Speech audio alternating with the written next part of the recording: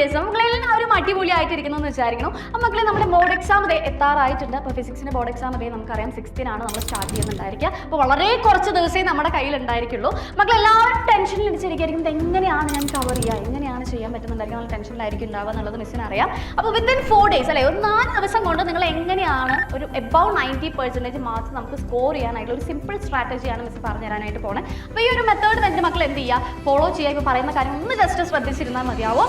അപ്പോൾ എന്ത് ചെയ്യണമെന്ന് വെച്ചിട്ടുണ്ടെങ്കിൽ മിസ്സിനറിയാം നിങ്ങൾ ടെൻഷൻ അടിച്ചും കാര്യങ്ങളൊക്കെ ആയിരിക്കും ഉണ്ടാവുക എന്നുള്ളത് അറിയാം. അപ്പോൾ നമ്മുടെ കഴിഞ്ഞ പ്രാവശ്യം, അതായത് പ്രീവിയസ് ഇയറിലെ ക്വസ്റ്റ്യൻ പേപ്പർ അനലൈസ് ചെയ്തിട്ട് ഓരോ ചാപ്റ്റർ വൈസ് അനലൈസ് ചെയ്തിട്ട് ഓരോ ചാപ്റ്ററിനും എത്ര മാർക്സിന് ക്വസ്റ്റ്യൻസ് ചോദിച്ചിട്ടുണ്ട് എന്നുള്ളതിന് അനലൈസ് ചെയ്തിട്ട് ഒരു ടേബിൾ മിസ് തന്നിട്ടുണ്ട്. അപ്പോൾ ഇതൊന്നും നമുക്ക് നോക്കി നോക്കാടാ. ഇതിൽ എന്താ പറയുന്നത് വെച്ചിട്ടുണ്ടെങ്കിൽ ഓരോ ചാപ്റ്റർ വൈസ് ആയിട്ട്, അതായത് ഫസ്റ്റ് ചാപ്റ്റർ ആയിട്ടുള്ള ഇലക്ട്രിക് ചാർജസ് ആൻഡ് ഫീൽഡ്സ് എന്ന് പറയുന്ന ചാപ്റ്ററിലാണെന്നുണ്ടെങ്കിൽ നിങ്ങൾക്ക് കഴിഞ്ഞ പ്രാവശ്യം 9 മാർക്സിനാണ് ക്വസ്റ്റ്യൻസ് ചോദിച്ചിട്ടുള്ളത്. 9 മാർക്സിനാണ് ക്വസ്റ്റ്യൻസ് ചോദിച്ചിട്ടുള്ളത്. Okay, and potential electrostatic potential and കപ്പാസിറ്റൻസിലാണെന്നുണ്ടെങ്കിൽ 8 മാർക്സിനാണ്. ആൻഡ് കറണ്ട് ഇലക്ട്രിസിറ്റിയിലെ 6 മാർക്സിനാണ് ചോദിച്ചിട്ടുള്ളത്. മൂവിംഗ് ചാർജസ് ആൻഡ് മാഗ്നറ്റിസത്തിന് 8 മാർക്സും, അതുപോലെ മാഗ്നറ്റിക്സ് ആൻഡ് മാറ്റർ, അതുപോലെ തന്നെ ഇലക്ട്രോ മാഗ്നറ്റിക് ഇൻഡക്ഷൻ അല്ല EMI, ഈ 2 ചാപ്റ്ററിൽ നിന്ന് നിങ്ങൾക്ക് 5 മാർക്സ് വീതമാണ് ക്വസ്റ്റ്യൻസ് വന്നിട്ടുള്ളത്.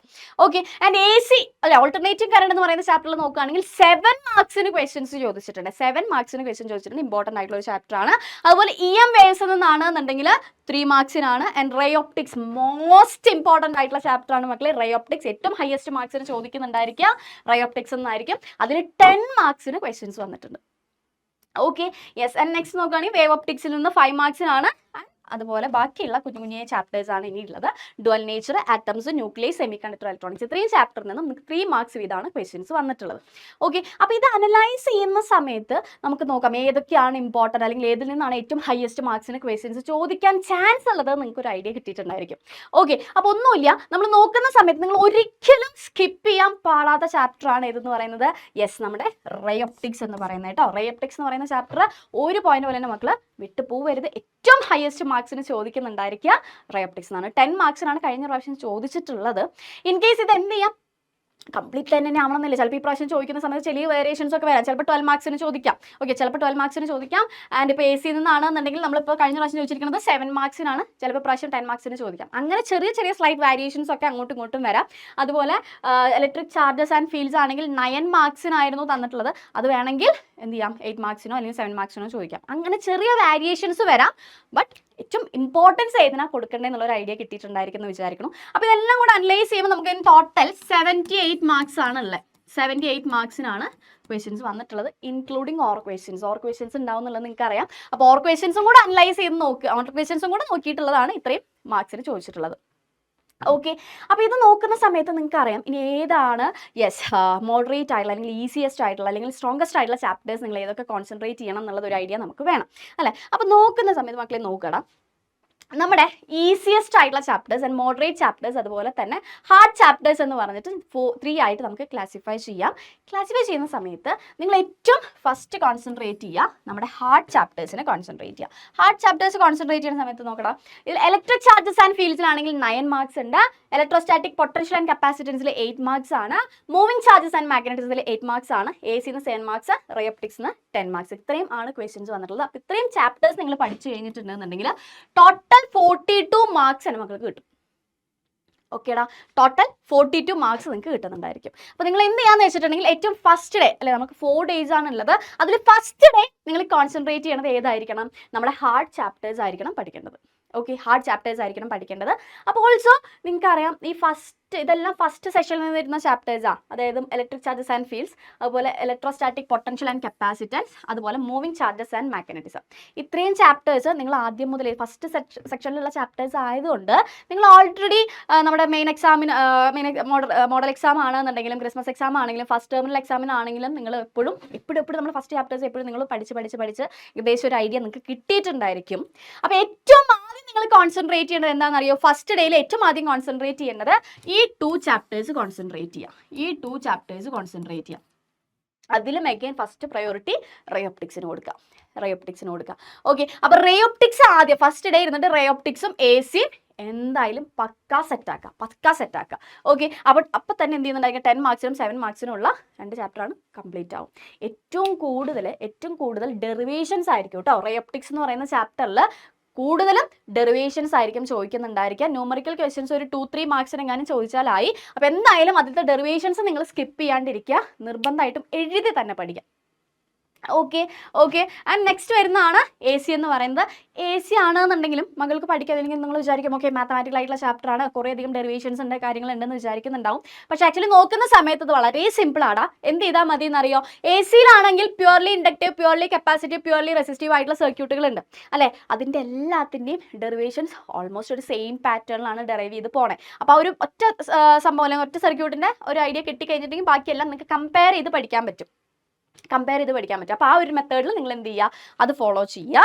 ആൻഡ് നെക്സ്റ്റ് വരുന്നത് എന്താണെന്ന് വെച്ചിട്ടുണ്ടെങ്കിൽ അതിൽ തന്നെ ഏറ്റവും ഇമ്പോർട്ടൻ്റ് ആയിട്ട് അല്ലെങ്കിൽ ഏറ്റവും കൂടുതൽ ക്വസ്റ്റ്യൻസ് വരുന്നുണ്ടാവുക എ സിയിൽ LCR, സീരീസ് LCR സർക്യൂട്ടിൻ്റെ സെഷനിലായിരിക്കും. അപ്പോൾ അത് ക്ലിയർ കട്ടായിട്ട് ക്രിസ്റ്റൽ ക്ലിയർ ആയിട്ട് നിങ്ങൾ എന്ത് ചെയ്യുക, അത് പഠിക്കാം.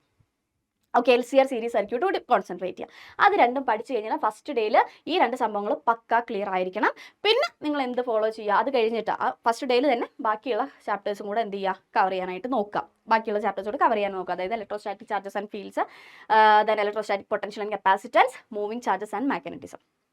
ഓക്കെ, അതിന് എന്തായാലും കമ്പാരിറ്റീവ്ലി എനിക്ക് തോന്നുന്നു കുറച്ച് സമയം മതിയാവും ബാക്കിയുള്ള ചാപ്റ്റേഴ്സിനെ വെച്ച് നോക്കുമ്പോൾ. അല്ലെ, നമ്മൾ ആദ്യം കുറേ പ്രാവശ്യം റിപ്പീറ്റ് ചെയ്ത് പഠിച്ച കാരണം നിങ്ങൾക്ക് ഏകദേശം ഒരു ഐഡിയ കിട്ടുന്നുണ്ടായിരിക്കും. അപ്പോൾ അത് അങ്ങനെ ഫോളോ ചെയ്യുക. ആൻഡ് അതിനുശേഷം വരുന്നതാണ് നെക്സ്റ്റ് നിങ്ങൾ എന്തിലേക്ക് കോൺസെൻട്രേറ്റ് ചെയ്യുക, മോഡറേറ്റ് ചാപ്റ്റേഴ്സിലേക്ക് കോൺസെൻട്രേറ്റ് ചെയ്യുക. അപ്പോൾ കഴിഞ്ഞ പ്രാവശ്യം നമ്മൾ കഴിഞ്ഞ പ്രാവശ്യത്തെ ക്വസ്റ്റ്യൻ പേപ്പർ നമ്മൾ അനലൈസ് ചെയ്യുന്ന സമയത്ത് 21 മാർക്സിനാണ് ക്വസ്റ്റ്യൻസ് വന്നിട്ടുള്ളത്. 21 മാർക്സിനാണ് ക്വസ്റ്റ്യൻസ് വന്നിട്ടുള്ളത്.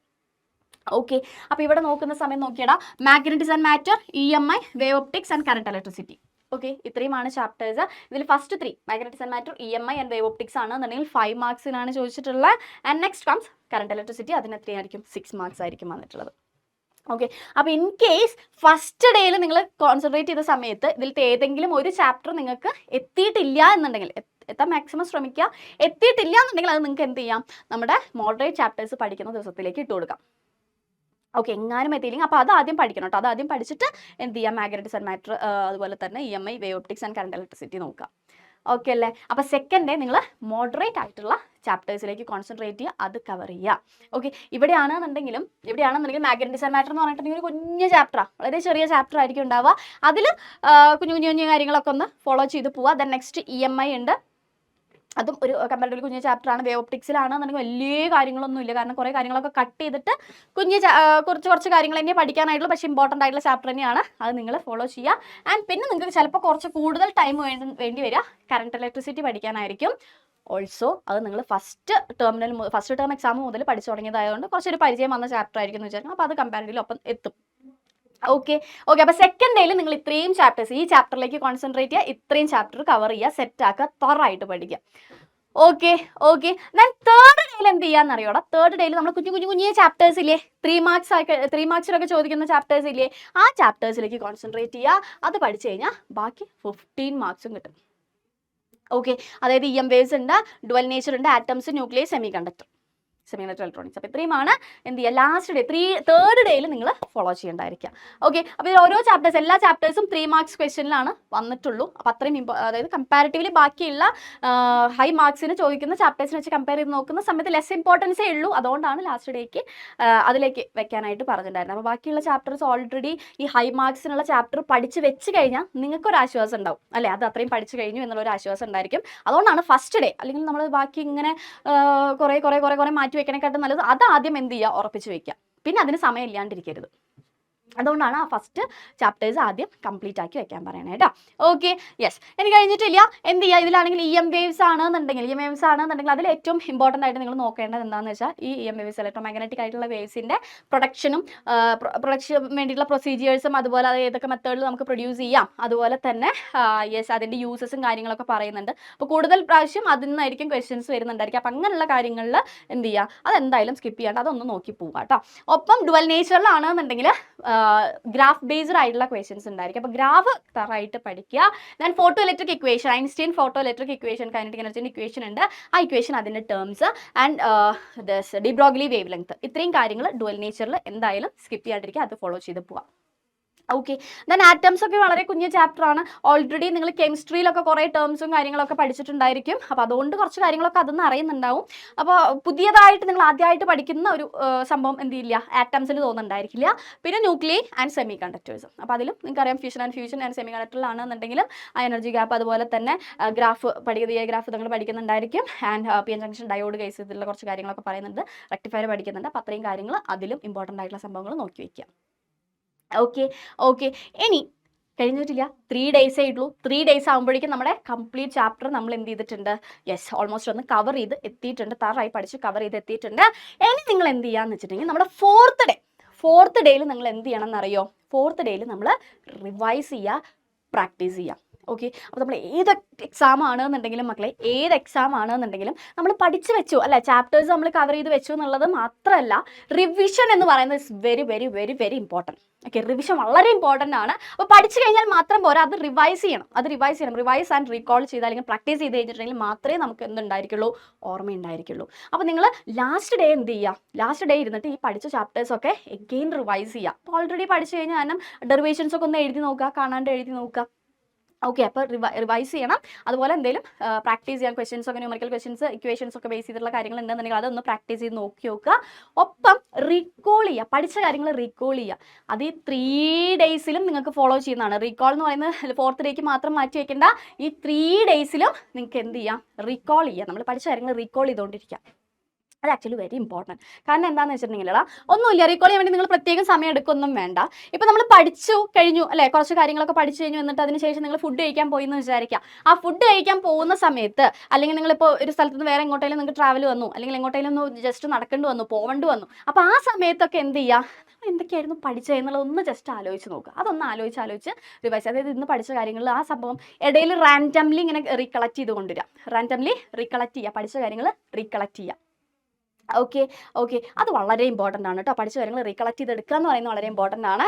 അത് നിങ്ങൾക്ക് വളരെ യൂസ്ഫുൾ ആയിരിക്കും. കാരണം മിസ്സൊക്കെ പഠിക്കുമ്പോൾ നമുക്ക് മിസ്സിന് വളരെ ഹെൽപ്ഫുൾ ആയിട്ടുള്ളൊരു കാര്യമായിരുന്നു ഈ റീകളക്ട് ചെയ്യുക എന്നുള്ളത്. അത് നമ്മൾ പഠിച്ചു കഴിഞ്ഞിട്ട് ഇടയിൽ വേറെ എന്തെങ്കിലും കാര്യങ്ങളൊക്കെ ചെയ്തുകൊണ്ടിരിക്കുന്ന സമയത്ത് ഈ കാര്യങ്ങൾ ഓർമ്മയിലേക്ക് കൊണ്ടുവന്ന് കഴിഞ്ഞിട്ടുണ്ടെങ്കിൽ എക്സാം ഹാളിലേക്ക് പോകുമ്പോൾ നമുക്ക് അതേപോലെ എന്ത് ചെയ്യാൻ പറ്റും, യെസ് അത് എഗെയിൻ നിങ്ങൾക്ക് ഓർമ്മയിലേക്ക് വരും.